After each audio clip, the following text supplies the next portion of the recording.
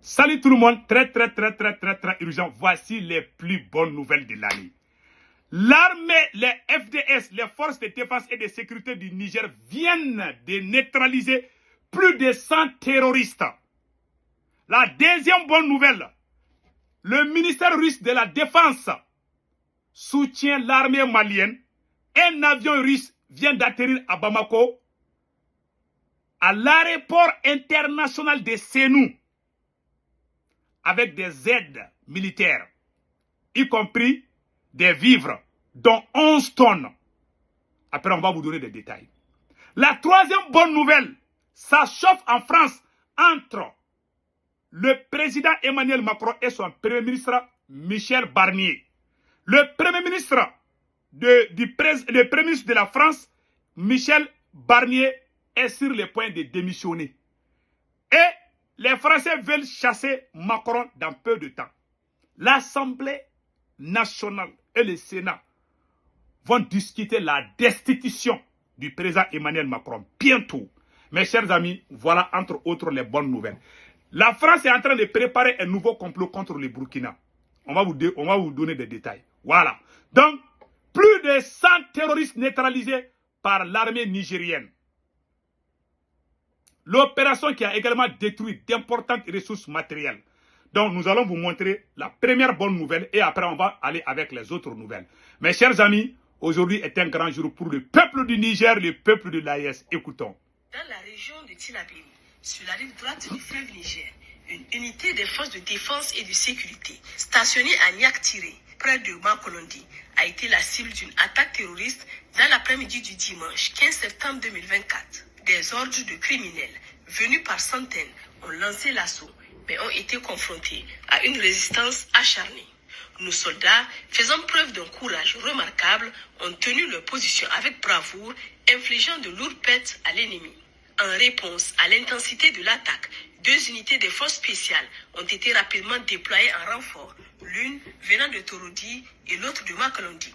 Simultanément, des moyens aériens ont été mobilisés pour mener des frappes ciblées, anéantissant les assaillants jusqu'à leur dernier retranchement.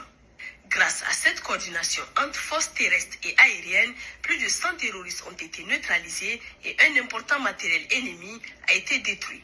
Cependant, malgré cette victoire, nous déplorons la perte héroïque de 5 de nos frères d'armes et la blessure de 27 autres.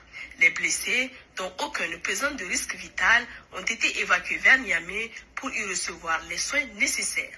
Les plus hautes autorités du pays expriment leur profonde compassion aux familles des défunts, souhaitent un prompt rétablissement aux blessés et saluent la bravoure et l'engagement inébranlable de nos forces armées dans la défense de l'intégrité nationale. Par ailleurs, les opérations de ratissage menées par nos unités au sol continuent de révéler de nouveaux corps ennemis, ainsi que des dizaines de motocyclettes, certaines criblées de balles, d'autres entièrement calcinées. En parallèle de ces recherches, des patrouilles effectuées dans la zone d'opération ont permis l'arrestation de 2 présumés membres de groupes terroristes à Bankilare et Torodi sur dénonciation, ainsi que la récupération de bétail volé restitué par la suite à ses légitimes propriétaires. Dans la même région, dans le cadre de l'opération Al-Mahou. Donc, vous avez tous entendu. Nous disons bravo aux forces armées nigériennes. Vraiment, nous sommes très contents aujourd'hui. Vous avez tous vu ce que l'armée nigérienne vient de faire. C'était un plan. Après, je vous ai dit depuis hier dans ma vidéo d'hier, j'ai dit, il y a eu des attaques terroristes au Niger. Je ne vais pas me prononcer avant que la source officielle n'annonce. Dieu merci, le temps m'a donné raison. J'avais dit ça, mais je ne voulais vraiment pas parler pour ne pas dire quelque chose qui ne correspond pas à ce que les sources officielles vont annoncer là-bas. Voilà pourquoi je me suis vraiment ressaisi et j'ai juste parlé en parabole. Et Dieu merci, c'est une grande victoire pour le peuple du Niger. Ils avaient attaqué l'une des plus grandes bases militaires du Niger. Vraiment, j'ai entendu beaucoup de choses, mais je me suis rendu compte que vraiment la victoire est revenue du côté du Niger. Nous disons chapeau au FDS du Niger. Que Dieu bénisse le peuple du Niger. Mes chers amis, ça c'est une excellente nouvelle. Maintenant, nous allons partir au Mali. Voilà. La Russie, un avion russe. L'Algérie disait qu'ils vont pas. L'Algérie disait qu'elle avait peur d'envoyer son avion. L'Algérie avait suspendu le vol de Air Algérie à destination Bamako. c'est nous. Aujourd'hui, voici la preuve. Un avion russe a quitté Moscou et vient d'atterrir à l'aéroport international de Bamako. C'est nous. Ils disent que l'aéroport du Mali est gâté, qu'aucun avion ne veut. Ça, c'est faux. Voilà la preuve. Écoutons. Le ministère russe de la Défense soutient l'armée malienne. Selon les correspondants d'African Initiative, un avion russe IL-76 a livré à l'aéroport de Bamako une cargaison envoyée par des militaires russes pour les collègues maliens. D'un poids total de 11 tonnes, la cargaison se compose de denrées alimentaires et de médicaments. Ce geste de soutien dans la lutte contre le terrorisme international ne représente qu'une petite partie des mesures prises pour rapprocher les deux pays. L'armée malienne a réceptionné la cargaison à la base que les militants du groupe terroriste Jenim ont tenté d'attaquer avant-hier sans faire de dégâts, contrairement à ce qu'affirment les assaillants. Mes chers amis, regardons cette vidéo. Nous sommes très fiers de vous montrer cela. Le ministère russe de la Défense a apporté son soutien aux forces armées du Mali.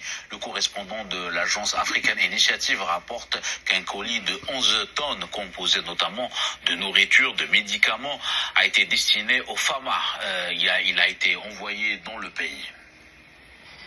L'avion de transport militaire russe Il-76 a livré dans l'après-midi du 18 septembre à l'aérodrome de Bamako des marchandises préparées par des militaires russes pour leurs confrères maliens, comme l'ont rapporté des représentants du ministère russe de la Défense. Il s'agit d'un geste de soutien à la lutte contre le terrorisme international, ne représentant qu'une infime partie de l'ensemble des processus visant à rapprocher les deux pays.